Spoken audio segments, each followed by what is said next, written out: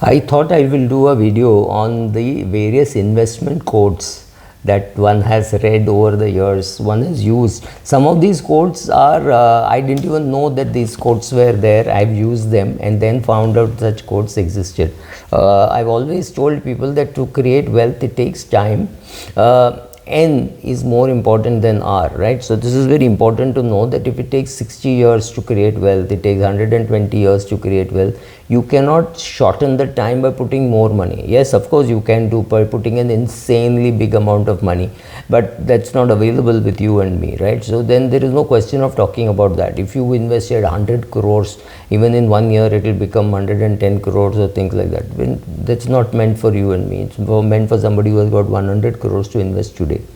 So Warren Buffett's quote saying, whatever skill or talent that you have, some things take time. You cannot produce a baby in 1 month by getting 9 women pregnant. So this is so true. It's such an example to give because it's easy for people to understand. Whether your client is a gynecologist, client need not be a gynecologist to be able to understand this quote. It takes time to build a portfolio. It takes time to build clients. It takes time, right? Yes, you can try to push some of those things. You can put 10 people to get more and more clients, but still for the client's wealth to increase, it takes time. Then the other one which he says, I don't look for a 7-foot bar. I look for 1-foot bars, maybe 7 of them, so that I can step over them, right? So don't try very, very difficult things. Of course, there is a quote which says, which is not Buffett's quote, I don't remember who said this. Whenever you see a proposal and you can't understand anything of it, put your lifetime savings into it. Of course, there is, I don't remember who is the author of this quote.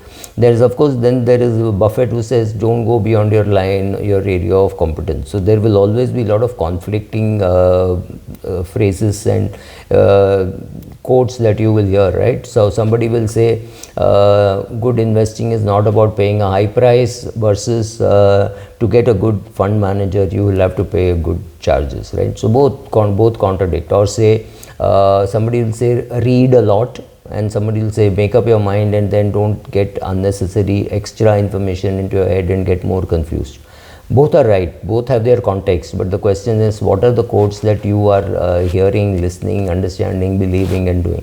So these quotes I'm reading from an old article that I wrote in 2017 in my blog, which is subramani.com. You have to do, Buffett's quote, which says you have to do only a few things right in life, as long as you do not do too many wrong things. The greatest example is Rahul Dravid. Just don't hit balls outside the off stump and runs will be made on its own, right? You do things when the opportunities come along. This is absolutely true. It is a, why didn't you start investing early, etc. earlier? But for many people, after paying off all expenses, looking after parents, children, etc., it's only at 40 that they can put their head up and say, what are the investment options available? Would it have mattered if that guy knew all those investment options when he or she was 22? Maybe no, maybe they just didn't have enough money. So you have to wait for the right time for the opportunity. The other famous quote of his of saying, predicting rain doesn't help, you have to build arcs, right? And building arcs, remember, ark was built by one man and the Titanic was built by professionals. These are all quotes which are available to all of us. The question is, how do we use them, right? Charles Mackay's quote which says, men think in herds, they go mad in herds. That is so beautiful. Of course, we think in herds, we go mad in herds when we all think, oh my God, this is the greatest company.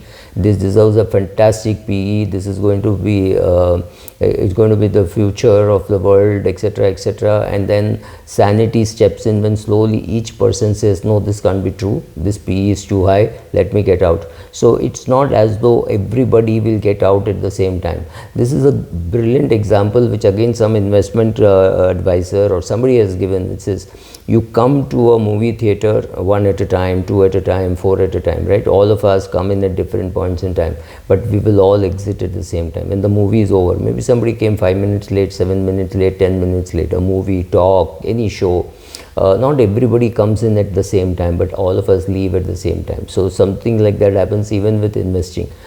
People can come into an investment slowly, steadily, and all, then suddenly they find there is a big crisis, there is a problem, then all of us try to exit at the same time, and there is a stampede. A lone amateur built the ark, but Titanic was built by professionals, right? I don't know who said it. It's one of the maxims of Wall Street. Whatever data you give to a person, the person does not think about it and all that, right? So, but fear can make that person act much faster than all the data. Put all the data together and say so many people die at the age of 32, at 33, and if you have a wife who is not earning or taken a holiday, taken a break in her job to have kids, and she's got 2 kids, she's bringing up the 2 kids, she's looking after maybe one parent, her parent or your parent or somebody, so she's got just no possibility of working, at least not for the next 5 years. Absolutely important condition for this person to take term insurance. All this data is going to be no use, but if he loses a friend, cousin, neighbor, somebody who is 32 years of age, dies in an accident, dies of a heart attack, then immediately you will get a call saying, can I please take that term insurance that you were talking about? COVID was the biggest trigger for a lot of medical insurance and life insurance was COVID, right?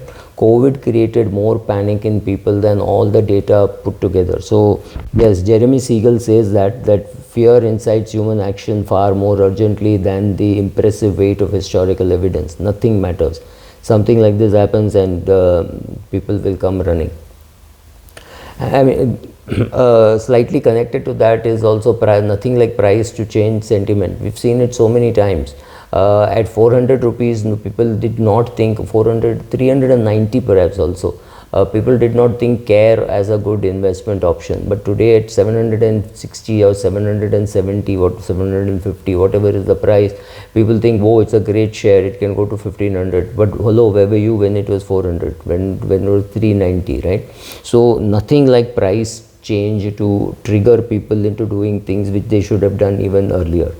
So now quoting Charlie Munger says, if you're not willing to react with equanimity, I think this is a Munger, I'm not sure whether it is Munger who said that, but I have said this many times in the past. Once in your lifetime you will see a 40-50% kind of fall in your portfolio. You have to be ready for that, right? So for me that moment was 1993, but luckily I was just 31 years of age, so did not have too much to lose. But yes, lost career in terms of 1993 was a bad career year. My income fell by just 95%, right? So these kind of things will happen. You have to be ready for it. If you think it won't happen to you because you're very smart or the government will not let it happen, you're wrong. If the government does not let it happen, when it actually happens and the government is unable to stop it, it would be much more deep and much more vicious. Be ready for it, right? Morgan Housel says your personal experience may be 0.00001% of what has happened in the world, but it will be 80% of what influences your investing. Very true. I have seen families being wiped out during Harshad or Ketan Parekh booms who have refused to come back to the market 10-20 years later. I keep telling them it is not Harshad or Ketan to be blamed, but your ancestors, somebody, your father, grandfather, somebody who made mistakes. But it takes people a very long time to come out of it. It is easy for us to say, oh, you should have done this, you should have done that. They didn't do it. So today it hurts and it takes a long time to come out of it. John Templeton says the 4 most dangerous words in investing are, this time it's different. I have more to add. When any company comes out with an NFO for whatever reasons, FlexiCap or any of those funds, they tell you another thing. Our back testing shows that. These 4 words are just as dangerous as John Templeton's, this time it's different. Everybody has their own, I'm sure you also have your own fearful 4 words. Of course, John Templeton's this time it's different is very famous and it's brilliant, there's no doubt about that. John Keynes says the game of professional investment is intolerably boring and overreacting to anyone who is entirely exempt from the gambling instinct, while he who has it must pay it for the propensity to appropriate toll. if you think this what he says it's terribly boring, I think Peter Lynch, who said watching your investment grow is like watching a paint dry. Yes, it's dull, it's boring, it's not attractive at all. But if your investing is fun and active, then maybe you got something wrong. If your eating is fun always, every day, maybe you've got something wrong, or you don't know how to look at good health along with your food, right? If you don't know who you are, this is an expensive place to find out. I think this is the new Adam Smith or George Goodman who made this statement. I think I'll let you go. 10 minutes for quotations is more than sufficient. Thank you.